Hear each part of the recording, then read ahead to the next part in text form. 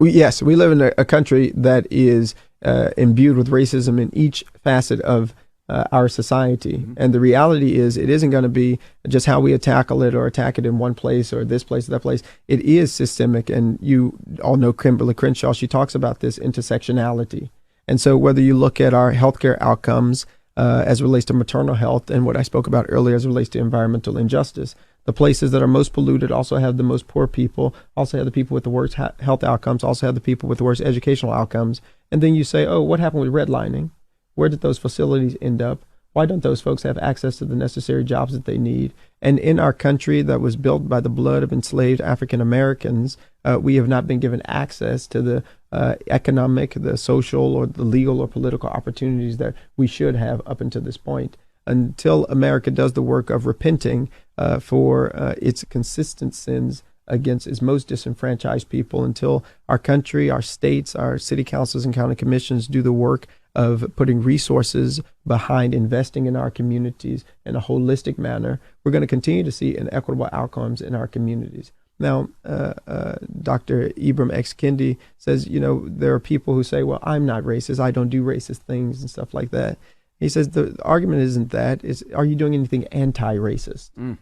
Are you being actively engaged in anti-racist behavior?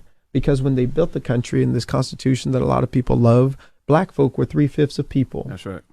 And so if that in your mind is absolute, then today we still wouldn't be people. Right. That's right. There has to be change. There has to be progress. And we as a country have to be deliberate in how we make that change accessible to everybody, prioritizing those who've been harmed the most. And for Black folk in this country who were enslaved, for indigenous folks who genocide was committed against, we are harmed.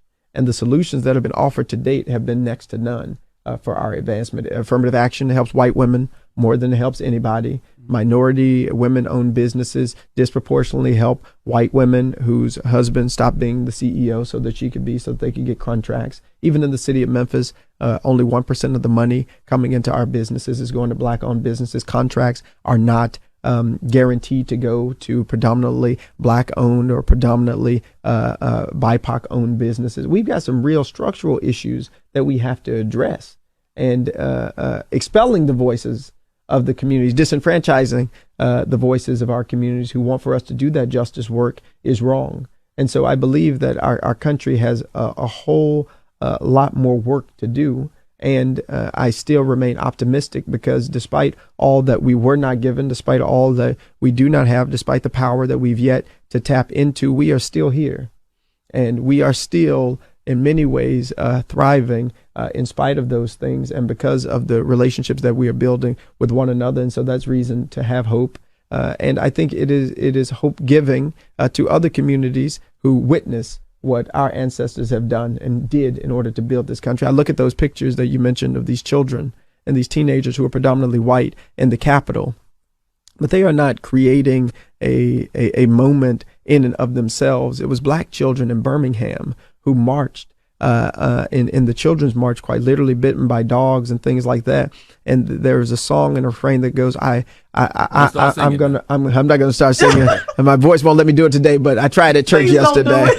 But the song, it says, I'm gonna go even if my mother can't go, even if my father can't go, because see, the father and mother would have lost the job, and so the children went. Ooh, okay. Right? Okay. And so when I see children get suspended from school and things because they go march in a peaceful protest who are white, it is quite different than what we saw in the 1960s, but it's a part of a legacy that's been started by people who are seeking Black liberation. And I believe that is ultimately what is going to free us.